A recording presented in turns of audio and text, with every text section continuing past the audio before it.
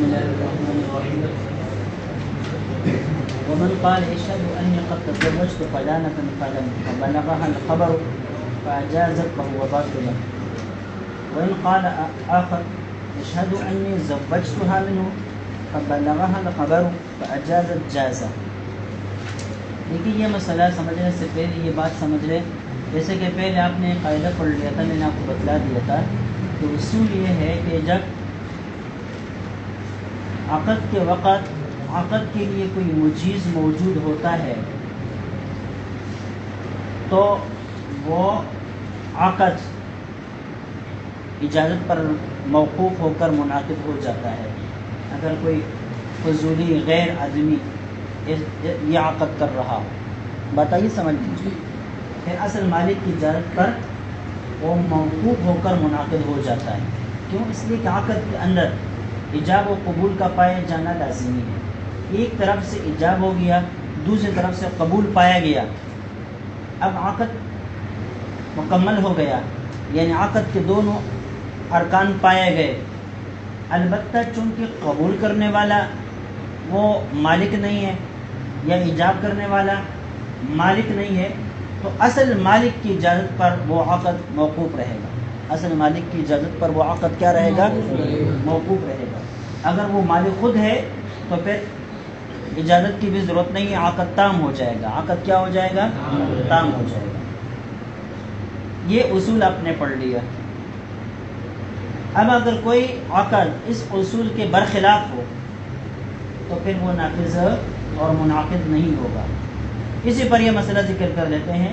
ومن قال اشہد انی قد تزوجت فلانۃ، ایک آدمی نے اپنے دوستوں سے کہا، محفل کے اندر بیٹھا ہوا ہے، کہ تم گواہ رہے نا، میں نے فلاں کے ساتھ نکاح کر دیا، میں نے فلاں کے ساتھ کیا کر دیا؟ فبلغها الخبر، اس لڑکی کو خبر پہنچ گئی، فاجازت، اور اس نے فوراً کہہ دیا وہ تو اچھا ہوا کہ فلاں نے میرے ساتھ نکاح کر دیا، مجھے منظور ہے، کہتے ہیں فهو باطل، یہ نافذ نہیں ہوگا بلکہ یہ باطل ہوگا۔ اس کی وجہ یہ ہے کہ قد تزوجت کے جو الفاظ ہیں یہ صرف ایجاب ہے، باب تفاعل سے جب استعمال ہوتے ہیں نا تو اس کا مطلب کیا ہوتا ہے؟ میں نے نکاح کر دیا، کسی کا کرایا نہیں، اپنا کر دیا، خود شادی شدہ بن گیا، کیا یعنی صاحب ماخذ بن جانا، صاحب ماخذ بن جانا، تو گویا کہ وہ اپنا نکاح کر رہا ہے، اس کے اندر غیر کا ذکر ہے ہی نہیں کہ کسی اور کا نکاح اپنے ساتھ کر رہا ہوں۔ یہ نہیں کہتا کہ کسی اور کا نکاح اپنے ساتھ کر رہا ہوں، بلکہ کیا کہہ رہا ہے؟ اپنا نکاح کر رہا ہوں، ٹھیک ہے۔ اب جب اپنے نکاح کا ذکر ہے تو یہ صرف ایجاب ہے، اور عقد کے اندر کوئی مجیز نہیں ہے، کوئی قابل قبول کرنے والا نہیں ہے، اس لیے یہ عقد نافذ نہیں ہوگا، یہ عقد منعقد ہی نہیں ہوگا بلکہ یہ باطل رہے گا۔ لہذا بعد میں اگر لڑکی کو پتہ چل جاتا ہے، خبر پہنچتی ہے اور وہ اجازت بھی دے دیتی ہے، لیکن چونکہ ایک ہی مجلس کے اندر ایجاب و قبول نہیں پائے گئے، اس لیے اس کی اجازت ناقابل اعتبار ہوگی۔ اگر وہ اس کے ساتھ نکاح کرنے پر خوش ہے تو اس کے لیے دوبارہ ایجاب و قبول کر کے عقد کرنا پڑے گا، سمجھ گئے؟ ایک صورت تو یہ ہو گئی۔ وَإِنْ قَالَ آخر، ایک تیسرا آدمی ہے، اس نے کہا اشہدو انی زوجتها منہ، کہ تم گواہ رہے نا کہ میں نے اس لڑکی کا نکاح کے ساتھ کر بھی دیا، اس لڑکی کے ساتھ میں نے اس کا نکاح کر بھی دیا ہے، فبلغها الخبر فاجازت، اب اس صورت میں لڑکی کو خبر پہنچی اور اس نے اجازت دے دی، جازا، اب یہ کیا ہو جائے گا؟ جائز ہو جائے گا۔ دیکھیے پہلی صورت میں اس نے قد تزوجت تو کہا، اس کو پوری محفل میں سے کوئی جواب نہیں ملا، پوری محفل میں سے کوئی جواب نہیں ملا۔ اب بھائی اس بات سمجھ میں آئی نہیں؟ دوسرے مسئلے میں بتلا رہا ہے کہ اس نے جب کہا نا قد تزوجت، میں نے فلاں لڑکی کے ساتھ نکاح کر دیا ہے، ٹھیک ہے، یہ میں نے نکاح کر دیا ہے۔ اب دوسرے آدمی نے جو مجلس کے اندر بیٹھا ہوا تھا، اس نے اس کی یہ بات سنی اور فوراً کہا کہ بھائی میں نے اس لڑکی کا نکاح اس کے ساتھ کر بھی دیا ہے، اس کے ساتھ میں نے کر بھی دیا ہے۔ اب بات سمجھ میں آئی ہے؟ اس صورت میں بھی عقد ہو جائے گا، البتہ لڑکی کی اجازت پر موقوف رہے گا. لڑکی اجازت دے گی تو نافذ، نہیں دے گی تو ختم. ایک صورت یہ ہوگی. دوسری صورت یہ ہے کوئی عام آدمی محفل کے اندر بیٹھا ہوا ہے، وہ دو طرفہ وکالت کرتے ہوئے، دو طرفہ فضولی بنتے ہوئے کہتا ہے تم گواہ رہنا کہ میں نے فلاں کا نکاح فلاں کے ساتھ کر دیا ہے، فلاں کا نکاح فلاں کے ساتھ کر دیا ہے. اب فلاں کا نکاح فلاں کے ساتھ کر دیا ہے، یہ باب تفعیل سے استعمال کرتا ہے. وہ زوجتها منہ، زوجتها منہ، تزویج کا معنی کسی اور کو صاحب ماخذ بنا دینا، کسی اور کو صاحب ماخذ بنا دینا. جیسے کہ آپ کہتے ہیں نا، ایک ہوتا ہے تملک، اس کا مطلب کیا ہوتا ہے؟ خود مالک بن جانا. تملیک کسی اور کو مالک بنانا، صاحب ماخذ بنا دینا. اس نے کیا کر دیا؟ تزویج کر دی. کیا کر دی؟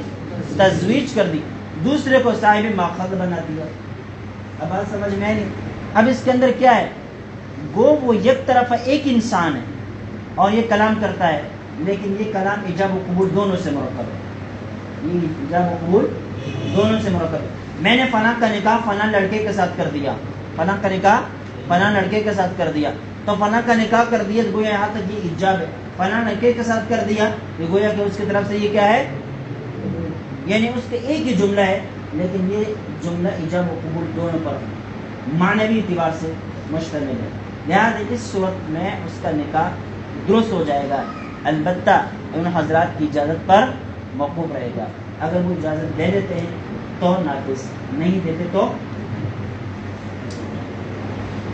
وَكَذَلِكَ إِنْ كَانَتِ الْمَرْأَةُ هِيَ الَّتِي قَالَتْ جَمِيعَ ذَلِكَ. اس طرح کی یہ ساری گفتگو عورت خود کرتی ہے تو اس کا بھی یہی حکم ہوگا. کیا؟ یعنی جب کوئی لڑکی کہتی ہے کہ قد تزوجت فلانا، میں نے فلاں کے ساتھ نکاح کیا، تو مرد جب کہتا تھا منظور نہیں تھا، یا عورت کہے گی تو بھی منظور نہیں. لیکن اگر عورت یہ کہتی ہے انی زوجت منی، میں نے فلاں کے ساتھ فلاں کا نکاح کر دیا، یا میں نے اپنا نکاح ان کے ساتھ کر دیا ہے، ٹھیک ہے، میں نے اپنا نکاح ان کے ساتھ کر دیا ہے، ٹھیک ہے، یا کوئی لڑکا کہتا ہے میں نے اپنا نکاح ان کے ساتھ کر دیا ہے، اس صورت میں ایجاب و قبول چونکہ دونوں پائے جاتے ہیں، اس صورت میں کیا ہوگا؟ نکاح منعقد ہو جائے گا. وَهَذَا عِنْدَ أَبِي حَنِيفَةَ وَمُحَمَّدٍ، یہ جو مسلک ذکر ہوا یہ طرفین کا ہے. وقال ابو یوسف اذا زوجت نفسها غائبة فبلغه الخبر فاجاز جاز، عورت نے اپنا نکاح کسی غائب آدمی کے ساتھ خود کر دیا اور اس کو خبر پہنچ گئی، فاجاز، اور اس نے اجازت دے دی، جاز، تو جائز ہے. وحاصل هذا، ایک لڑکی اپنا نکاح کسی اور مرد کے ساتھ از خود کرتی ہے اور تزوجت کا لفظ استعمال کرتی ہے، یا زوجت کا لفظ استعمال کرتی ہے، تو امام ابو یوسف رحمہ اللہ فرماتے ہیں کہ اس وقت میں لڑکی کا نکاح ہو جائے گا، لیکن اگر مرد اس طرح کہتا ہے تو اس کا نکاح نہیں ہوگا، اس کا نکاح نہیں ہوگا. اب یہ جو اختلاف ہے ان دونوں کے حضرات کے درمیان، طرفین اور امام ابو یوسف رحمہ اللہ کے درمیان، ایک اصول پر ہے. اصول یہ ہے کہ ایک آدمی یک طرفہ فضولی اور یک طرفہ اصیل، ایک طرف سے وہ فضولی ہو اور ایک طرف سے وہ اصیل ہو، ایک صورت یہ ہو گئی. دوسری صورت یہ کہ ایک آدمی دو طرفہ فضولی ہو، دو طرفہ فضولی ہو. تیسری صورت یہ ہے یک طرفہ وہ فضولی ہے اور ایک طرف سے وہ ولی ہے. تو امام ابو یوسف رحمہ اللہ فرماتے ہیں ان تمام صورتوں میں اس کا کرایہ و عقد صحیح ہوگا، البتہ متعلقہ افراد کی اجازت پر موقوف رہے گا. یہ حضرات کہتے ہیں طرفین کہ ایک آدمی ایک طرف سے اصیل ہو دوسری طرف سے فضولی ہو، یہ نہیں ہو سکتا. دو طرفہ فضولی ہو تو بھی نہیں ہو سکتا، ایک طرف سے فضول دوسری طرف سے ولی ہو تو بھی نہیں ہو سکتا، تو بھی نہیں ہو سکتا. البتہ ایک طرف سے ولی اور دوسری طرف سے وکیل ہو یا وکیل من جانبین ہو تو پھر اس صورت میں ہو سکتا ہے. اب فضولی الگ چیز ہے، وکیل الگ چیز ہے. لہذا فضولی کو آپ ولی کے ساتھ جمع نہیں کر سکتے. اس طرح فضولی ایک آدمی بیک وقت دو طرفہ فضولی بن کر عقد نہیں کر سکتا. اصیل اور فضولی بن کر اپنا نکاح خود لڑکی سے لڑکی کے ساتھ کرتا ہے. اب بات سمجھ میں نہیں. قد تزوج تو فلاں غلط استعمال کرتا ہے. اس صورت میں وہ کیا ہے؟ اصیل ہے اپنی طرف سے, اور لڑکی کی طرف سے کیا ہے؟ فضولی ہے. لہذا ان حضرات کے نزدیک اس کو یہ ولایت حاصل نہیں ہے. اگر تیسرے آدمی کے بارے میں کہتا ہے, دو طرف فضولی بن کر کہتا ہے کہ میں فلاں لڑکی کا نکاح فلاں لڑکے کے ساتھ کرتا ہوں, دونوں طرف سے فضولی ہے, تو ان حضرات کے نزدیک پھر بھی عقد منعقد نہیں ہوگا. اور اگر ایک طرف سے ولی اور دوسری طرف سے فضولی ہو, مثال کے طور پر وہ یہ کہتا ہے کہ میں اپنی بیٹی کا نکاح فلاں لڑکے کے ساتھ کر دیتا ہوں, اور مجلس کے اندر کوئی قبول کرنے والا موجود ہو نہیں ہے, تو ایک طرف سے تو یہ ولی ہے کیونکہ اپنی نابالغ بچی کا نکاح کرا رہا ہے, لیکن دوسری طرف سے وہ کیا ہے؟ فضولی ہے. سمجھ کے یہ حضرات کہتے ہیں کہ یہ کام یہ نہیں کر سکتا, جبکہ امام ابو یوسف فرماتے ہیں کہ سارے کام وہ کر سکتے ہیں. لہٰذا اگر لڑکی یہ کہتی ہے کہ میں نے فلاں کے ساتھ نکاح کر دیا, تو امام ابو یوسف رحمۃ اللہ فرماتے ہیں کہ صحیح ہو جائے گا. اپنی طرف سے اصیل بنے گی اور اس لڑکی کی طرف سے کیا بنے گی؟ فضولی بنے گی. لڑکے کی طرف سے کیا بنے گی؟ فضولی بنے گی. اور وہ حضرت کہتے ہیں دونوں جمع ہو سکتے ہیں, ایک آدمی یہ کام کر سکتے ہیں کہ طرف سے اصیل اور دوسری طرف سے فضولی. وحاصل هذا ان الواحد لا يصح فضوليا من جانبين, ایک آدمی دو طرفہ فضولی نہیں بن سکتا, او فضولیا من جانب واصلا من جانب عندهما, اور یہ بھی نہیں ہو سکتا کہ ایک طرف سے فضولی ہو دوسری طرف سے اصیل ہو طرفین کے نزدیک. خلافا له, امام ابو یوسف کے برخلاف. ولو جرى العقد بین الفضولیین, اگر عقد دو فضولیوں کے درمیان ہو. اب دیکھیں ایک آدمی دو طرفہ فضولی نہیں بن سکتا, لیکن اگر کوئی عقد دو فضولیوں کے درمیان, ایک فضولی کی طرف سے ایجاب ہو جائے, دوسرے فضولی کی طرف سے کیا ہو جائے؟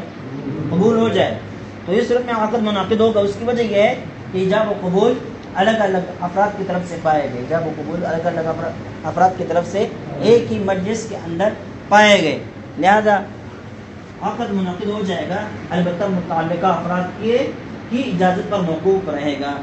ولو جرى العقد بین الفضولیین, اگر دو فضولیوں کے درمیان عقد جاری ہو جائے, او بین الفضولی والاصیل, یا ایک فضولی اور ایک اصیل ہے. بھائی پہلے والی جو صورتیں تھی نا, وہ ایک آدمی بیک وقت فضولی بھی ہے اور بیک وقت اصیل بھی ہے, تو طرفین کہتے تھے کہ نکاح صحیح نہیں ہوگا. یہاں پر کیا ہے؟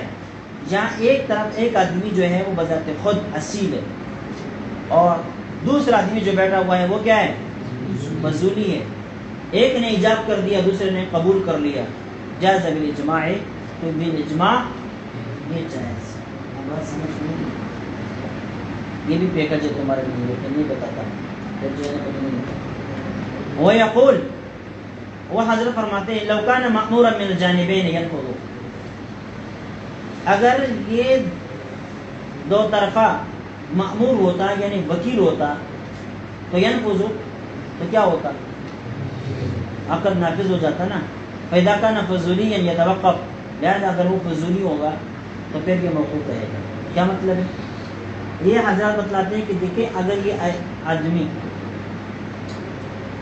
دو طرفہ وکیل بن جائے, جیسے کہ میں نے پہلے بتلا دیا تھا کہ ایک آدمی وکیل بن کر ایک لڑکا اور لڑکی کا نکاح کرا دیتا ہے, یا ایک طرف اپنی طرف سے اصیل اور دوسرے کی طرف سے وکیل بن کر نکاح کرا دیتا ہے, تو ہو جائے گا نا, بتلا دیا تھا.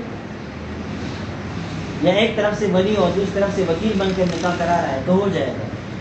تو یہ حضرت فرماتے ہیں کہ جس طرح اگر یہ ایک آدمی دو طرفہ وکیل بنے اور نکاح کرائے, عقد کرائے, تو وہ عقد نافذ ہوتا ہے. پیدا کا فضولیا, اور نافذ ہو جاتا ہے اور کسی اجازت پر موقوف پہ بھی نہیں رہتا, بلکہ تام ہو جاتا ہے, مکمل ہو جاتا ہے عقد. پیدا کا فضولیا توقف, لہذا اگر یہ ایک آدمی فضولی ہوگا اور دو طرفہ نکاح کرائے گا تو پھر بھی عقد تام ہو جائے گا. یہ توقع تو البتہ موقوف رہے گا. کس کی اجازت پر؟ متعلقہ افراد کی اجازت پر. اس کا مسلک ہے امام ابو یوسف کا. وصار كالخلع والطلاق والعتاق على مال، یہ خلع اور طلاق اور اعتاق على مال کی طرح ہے۔ ایک آدمی، یہ خلع جو ہے نا، امام سید حضرت فرماتے ہیں کہ یہ بھی ایک عقد ہے۔ کیا ہے؟ ایک عقد ہے، ایجاب و قبول پر تام ہو جاتا ہے۔ لہذا اگر کوئی آدمی اپنی بیوی سے خلع کرتا ہے لیکن مجلس کے اندر اس کی بیوی موجود نہیں ہے، وہ یہ کہہ دیتا ہے کہ اشہدوا انی خالعت امراتی بکذا، تم گواہ رہنا کہ میں نے اپنی بیوی کے ساتھ خلع کیا اتنے مال کے بدلے میں۔ اب وہ کوئی قبول کرنے والا نہیں ہے مجلس کے اندر، کوئی قبول کرنے والا مجلس کے اندر نہیں ہے۔ عورت کو خبر پہنچ جاتی ہے، وہ کہتی ہے قبول تو میں نے قبول کر لیا ہے، تو امام ابو یوسف فرماتے ہیں کہ یہاں خلع ہو جائے گا، خلع ہو جائے گا۔ تو اسی طرح جس طرح یہاں خلع ہو جاتا ہے کہ شوہر اپنی طرف سے تو اصیل ہے، بیوی کی طرف سے فضولی بن کر یہ عقد کر رہا ہے اور نافذ ہے، تو اس طرح ایک آدمی ایک طرف سے اصیل اور دوسری طرف سے فضولی بن کر دونوں کے درمیان نکاح کرائے تو بھی منعقد ہو جائے گا۔ کون کہتا ہے؟ امام ابو یوسف۔ مسئلے کو سمجھ گئے؟ یہ تو خلع کی صورت۔ والطلاق والاعتاق علی المال، اس طرح طلاق علی مال اور اعتاق علی مال کی صورت ہے۔ ایک شخص نے مجلس کے اندر بیٹھ کر یہ بات کہی، اشہدوا انی طلقت امراتی بمال کذا، تو تم گواہ رہنا کہ میں نے اپنی بیوی کو اتنے مال کے بدلے میں طلاق دے دی۔ یہ بات کس نے کہہ دی؟ اب بات سمجھ میں نہیں ہوتی۔ اب لڑکی کو پتہ چلا کہ شوہر نے اس کو طلاق علی مال دی ہے، اس نے وہاں کو قبول کر لیا تو ہو جائے گا۔ اب بات سمجھ میں نہیں آئی، یعنی عورت کو طلاق پڑے گی اور اس کے اوپر جتنا مال شوہر نے ذکر کر دیا تھا وہ مال دینا لازمی ہو جائے گا۔ اس طرح اعتاق کی صورت غلام کو وغیرہ وغیرہ، صحیح ہے۔ یہ امام یوسف فرماتے ہیں کہ یہاں دیکھیے ایک آدمی کلام کرتا ہے، ایک طرف سے اصل ہے اپنی طرف سے اور بیوی کی طرف سے فضولی بن کر عقد کر رہا ہے، خلع کر رہا ہے یا طلاق بالمال کی بات کر رہا ہے اور نافذ ہے، منعقد ہے۔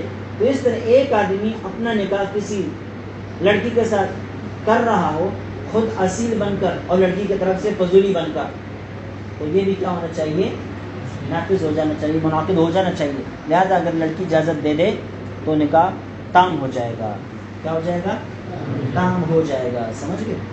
نافذ بھی ہو جائے گا۔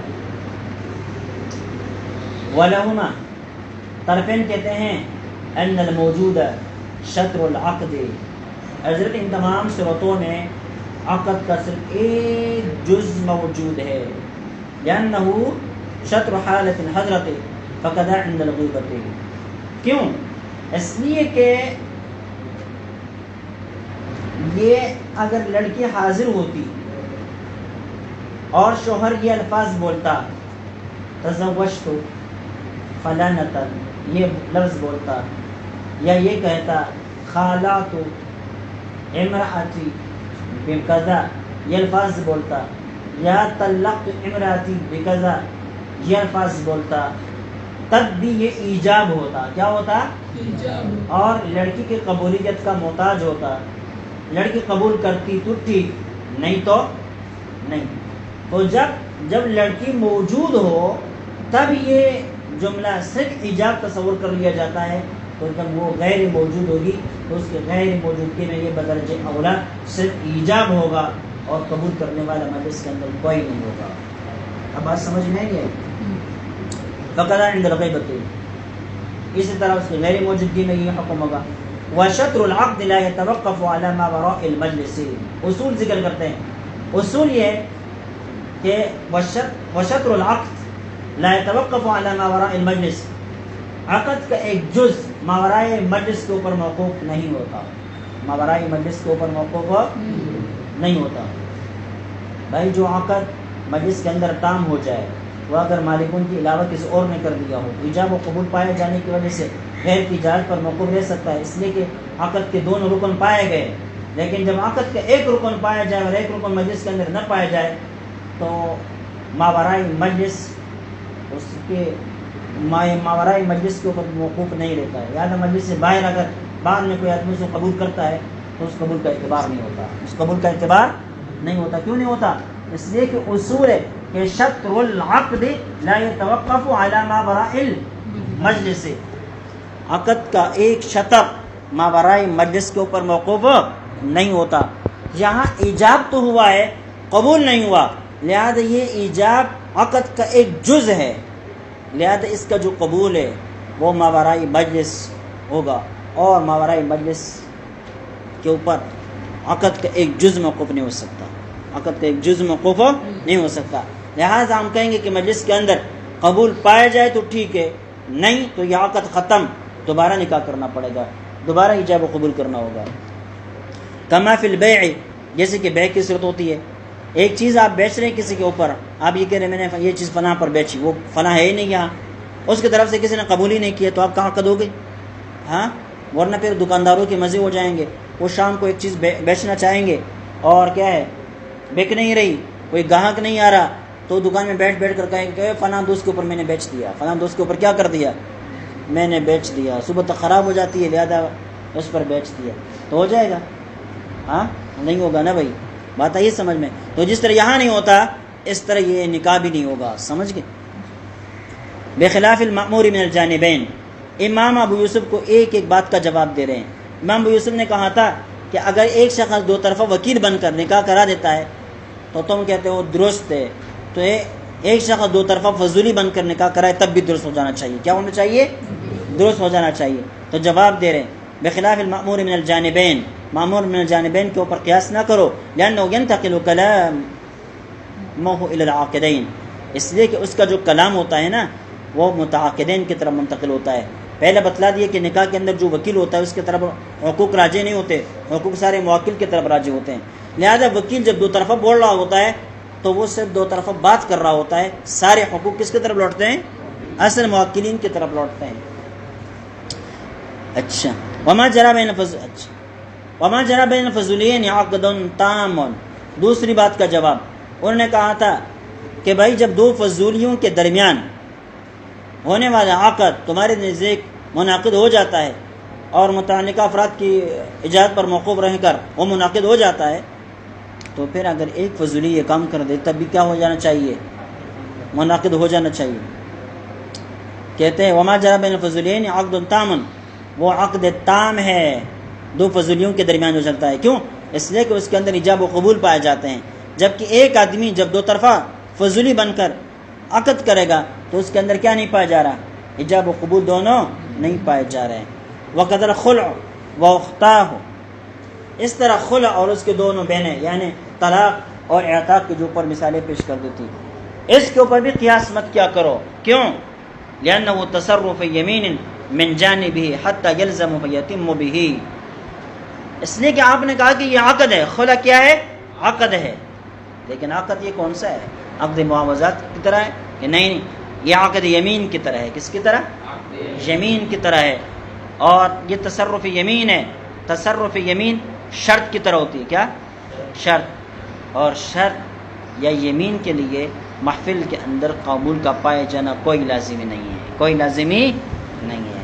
کسی نے جب کہہ دیا خالات امراتی بمال قضا، کہ میں نے اپنی بیوی کے ساتھ اتنے مال کے عوض خلع کر دیا، تو اس کا مطلب یہ ہوتا ہے کہ میں نے اپنے اوپر اس بات کو لازم کر دیا ہے کہ میں نے اتنے مال کے بدلے میں اس کو طلاق دینی ہے، گویا کہ اس کو شرط لگا دیا، کیا کر دیا؟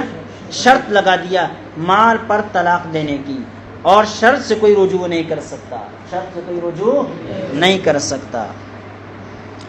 لأنه تصرف یمین من جانبه، اس لیے کہ یہ شوہر کی طرف سے تصرف یمین ہے، حتی یلزم، یہاں تک کہ شوہر کے اوپر یہ لازم ہو جاتا ہے، اب شوہر اس سے رجوع نہیں کر سکتا، حالانکہ ایجاب کرنے والا اپنے ایجاب سے رجوع کر سکتا ہے جب تک سامنے والا آدمی قبول نہ کرے تو۔ فیتم به، لہذا یہ جب تصرف یمین ہے تو صرف ایک فرد کے ساتھ یہ تام ہو جائے گا۔ ومن امر رجلا يزوج امرأة فزوجه اثنتين في عقدة لم تلزمه واحدة منهما، ایک آدمی نے دوسرے سے کہا کہ میرا نکاح کسی لڑکی کے ساتھ کر دو، اس نے کیا کیا؟ جا کے دو لڑکیاں پکڑ کر کے لائے اور کہنے لگا دونوں کے ساتھ نکاح کر دیا ایک عقد میں، لم تلزم واحدة منهما، تو ان دونوں میں سے کسی کے ساتھ بھی نکاح نہیں ہوگا، کسی کے ساتھ بھی نکاح نہیں ہوگا، لأنه لا وجه لا تنفيذهما، اس لیے کہ کئی صورتیں بن سکتی ہے، ایک صورت تو یہ بن سکتی ہے کہ دونوں کے اندر نکاح کو جائز قرار دے دیا جائے، یہ نہیں ہو سکتا، کیوں؟ للمخالفت، موکل نے اس کو کہا تھا ایک لڑکی کے ساتھ نکاح کرنا ہے، اس نے کیا کیا؟ دو کے ساتھ کرا دیا، گویا کہ موکل کی خلاف ورزی کر دی، اس لیے نافذ نہیں۔ ولا الى التنفيذ في احداهما غیر عین للجہالت، دوسرا احتمال یہ ہے کہ بھائی ان دونوں میں سے کسی ایک کے اندر نافذ کر دو، تو کسی ایک کے اندر بھی نافذ نہیں ہو سکتا، اس لیے کہ وہ مجہول ہے، وہ کیا ہے؟ مجہول ہے، اور نکاح جو وضاحت پر موقوف ہو وہ نکاح منعقد نہیں ہوتا۔ بھائی ایک لڑکی کے ساتھ آپ کا نکاح کر دیتا ہوں، ایک لڑکی کے ساتھ نکاح ہو جائے گا؟ نہیں ہوگا نا، کیوں؟ اس لیے کہ اب یہاں لڑکی متعین نہیں ہے، بیان کرنی پڑے گی۔ اب بات سمجھ میں نہیں، ایسے نکاح منعقد نہیں ہوتا۔ یہاں پر بھی دونوں کے ساتھ نکاح کر دیا ہے، لیکن کہہ رہے ایک کے ساتھ نافذ کر دو، وہ کون سی ہوگی بھائی؟ اس کی وضاحت کرنی پڑے گی، اور جب نکاح ایسی ہو جو وضاحت پر موقوف ہو وہ نکاح منعقد نہیں ہوتا۔ دونوں احتمالات باطل ہو گئے۔ ولا الی التعیین، تیسرا احتمال یہ ہے کہ ان دونوں میں سے کسی ایک کو متعین کر کے کہہ دو کہ بھائی اس کا صحیح، باقی دوسرے کا غلط، کہتے ہیں یہ بھی نہیں ہو سکتا تیسرا احتمال۔ کیوں؟ لعدم الاولویت، اس لیے کہ ان دو لڑکیوں میں سے ایک کو جو آپ ترجیح دے رہے کس بنا پر دے رہے؟ دونوں لڑکیاں ہیں، اب بس دونوں ایک جیسی ہے، اب ایک کو چھوڑ کر دوسرے کے ساتھ نکاح کو نافذ قرار دیتے ہیں تو آپ کے پاس کوئی ترجیح موجود نہیں ہے۔ فتعین التفریق، لہذا اب یہاں جدائی ہی لازم ہو گئی، ہم یہ کہیں گے کہ نکاح ہوا ہی نہیں، لہذا اگر نکاح کرنا چاہتے ہیں تو دوبارہ کسی ایک کے ساتھ نکاح کر دو۔ ومن امر امیر من یزوج امرأة وزوجه امة لغیرہ، ایک آدمی نے دوسرے کو کہا کہ میرا نکاح کسی لڑکی کے ساتھ کر دو، اب اس نے باندی کے ساتھ نکاح کر دیا اس کا، ٹھیک ہے، جاز عند ابی حنیفہ، امام صاحب فرماتے ہیں جائز ہو جائے گا۔ رجوعا الی اطلاق اللفظ، مطلق لفظ کی طرف دیکھتے ہوئے کہ وہاں یہاں پر انہوں نے کیا کہا تھا؟ ان یزوج امرأة، تو باندی بھی کیا ہوتی ہے؟ امرأة، عورت ہوتی ہے۔ وعد میں تو یہاں پر تہمت بھی نہیں پائی جا رہی، اس لیے کہ اس نے اپنی باندی کے ساتھ اس کا نکاح نہیں کرایا بلکہ کسی اور کی باندی کے ساتھ اس کا نکاح کرا دیا ہے، لہذا کوئی تہمت بھی نہیں ہے، صحیح ہے۔ وقال ابو یوسف و محمد لا يجوز الا يزوجه كفءا، امام ابو یوسف امام محمد فرماتے ہیں کہ ایک آدمی نے جب دوسرے سے کہا کہ میرا نکاح کراؤ کسی لڑکی کے ساتھ، اس نے باندی کے ساتھ نکاح کرا دیا تو ان حضرات کے نزدیک منعقد نہیں ہوگا۔ کیوں؟ لا يجوز الا يزوجه كفءا، ان کے نزدیک نکاح جائز نہیں ہوگا مگر یہ کہ وہ کفء کے ساتھ نکاح کرا دے، یعنی باندی کے علاوہ آزاد عورت جو اس کا پلہ ہو، امسر ہو اس لڑکے کی، اس کے ساتھ نکاح کرائے۔ کیوں؟ لأن المطلق ينصرف الى المتعارف، اس لیے کہ جب کوئی لفظ مطلق بولا جاتا ہے نا تو عرف میں جو مراد ہوتا ہے وہی مراد لیا جاتا ہے۔ وہ تزوج بالاکفاء، اور عرف میں کیا ہوتا ہے؟ ہمسر لوگوں کے ساتھ نکاح کرنا ہوتا ہے، ٹھیک ہے، اس لیے ہمسر کے ساتھ اگر نکاح کرے گا تو نافذ ہو جائے گا ورنہ نہیں ہوگا۔ قلنا، ہم کہتے ہیں العرف مشترک، ہم کہتے ہیں عرف مشترک ہے، یعنی یہ لفظ بول کر دونوں قسم، یعنی باندیوں کے ساتھ بھی نکاح کیا جاتا ہے اور آزاد عورتوں کے ساتھ بھی نکاح کیا جاتا ہے۔ او ہو عرف عملی، یا جو آپ بات کر رہے ہیں وہ عرف عملی ہے اور ہم جو بات کر رہے ہیں وہ عرف لفظی ہے، اور یہاں پر الفاظ بولے گئے لہذا الفاظ کا اعتبار ہوگا، عمل کا اعتبار نہیں ہوگا۔ فلا يصلح مقیدا، یاد یہ مقید نہیں بن سکتا۔ وذکر فی الوکالت، وکالت کے اندر ذکر ان الاعتبار الکفاءۃ فی هذا استحسان عندهما، وکالت کے اندر یہ بات ذکر کر دی کہ کفاءت کا اعتبار کرنا اس مسئلے کے اندر استحسان ہے صاحبین کے نزدیک۔ کیوں؟ لأن كل احد لا يعجز عن التزوج بمطلق الزوج، اس لیے کہ ہر شخص اگر نکاح کرنا چاہے بغیر کسی فرق کے، بغیر کسی خاص لڑکی کے تلاش کے، تو وہ نکاح بہت جلدی کر سکے گا۔ بات سمجھ میں نہیں ہے، کیونکہ ہر قسم کی لڑکی تو مل جاتی ہے لیکن ہر آدمی ہر قسم کی لڑکی کے ساتھ نکاح نہیں کرنا چاہتا، بس سمجھ میں وہ خاص لڑکی کو تلاش کرتا ہے۔ فکانت الاستعانۃ بالتزوج بالکفء، لہذا اب دوسرے سے جب کہتا ہے کہ میرا نکاح کراؤ تو گویا کہ وہ یہ سمجھتا ہے کہ عام لڑکی تو مجھے بھی مل رہی ہے، عام لڑکی تو مجھے بھی مل رہی، لیکن عام لڑکی کے ساتھ میں نے نکاح نہیں کرنا ہے بلکہ کسی ایسی لڑکی کے ساتھ نکاح کرنا ہے جو ہم پلہ ہو، کف ہو، امسر ہو، لہذا اس معاملے میں آپ میرا معاون بن جائے۔ تو یہ صاحبین فرماتے ہیں کہ گویا کہ یہاں پر دوسرے آدمی سے مدد لینا اس بات کی دلیل ہے کہ وہ عام لڑکی کے ساتھ نکاح نہیں کرنا چاہتا، باندی کے ساتھ نکاح نہیں کرنا چاہتا، اس لیے اگر ہمسر عورت کے ساتھ نکاح کرے گا تو نافذ ہوگا ورنہ نافذ نہیں ہوگا۔ چلیے تک